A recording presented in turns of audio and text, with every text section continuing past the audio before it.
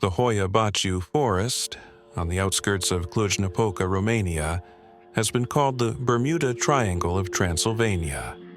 Known for its unnaturally twisted trees and a silence so profound it feels deafening, it has a reputation for strange disappearances, mysterious lights, and spine-chilling legends.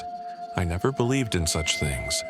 That was until the winter of 2015 when I set foot inside.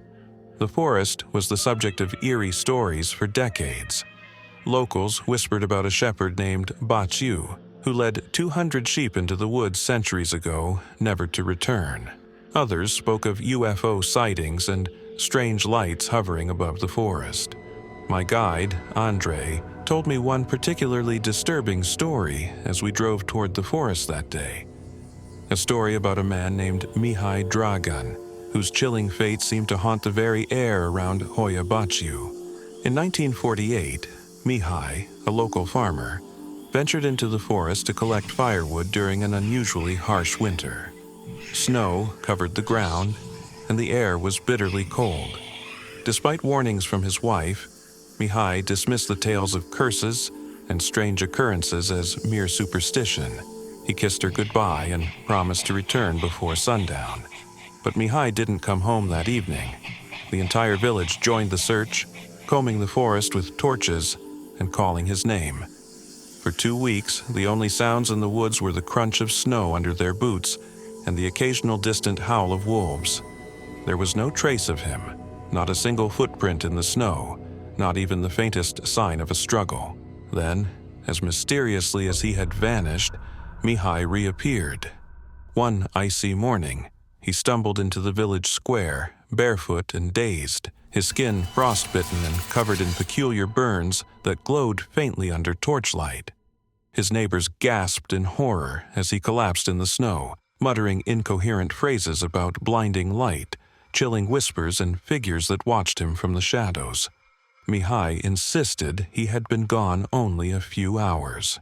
He spoke of being surrounded by an unbearable cold that pierced him to the bone, and a deafening hum that drowned out his own thoughts. But most unsettling was his claim that he had seen others, faces in the dark, their eyes glowing like embers, staring at him from between the trees. These weren't the faces of people he knew, yet they were oddly familiar, as if they were watching him from his own memories. The villagers were terrified. Some believed Mihai had been cursed by the forest, while others whispered that he had been abducted by something not of this world. Whatever the truth, Mihai's return marked the beginning of a series of unexplainable events. Livestock began to vanish from their pens, crops wilted despite the biting cold, and villagers were plagued by nightmares of shadowy figures standing at their windows, watching them as they slept. A month later, Mihai was found dead in his bed. His face was frozen in an expression of unspeakable terror, and his body bore the same faint burns he had returned with. The doctor could not determine a cause of death, and the villagers were too afraid to investigate further. His death only solidified the forest's reputation as a place of evil, and for decades, no one dared to enter. When Andre finished the story, I could see the unease in his eyes. "I shouldn't have brought you here," he muttered. But it was too late. I was determined to see Hoia Baciu for myself. As we turned to retrace our steps, the forest seemed to change. The paths twisted and turned in ways that made no sense, and landmarks we had passed earlier were nowhere to be found. It was as if the forest itself was alive, shifting and reshaping to keep us trapped. Then came the whispers, faint at first, like the rustling of leaves, but growing louder and more insistent.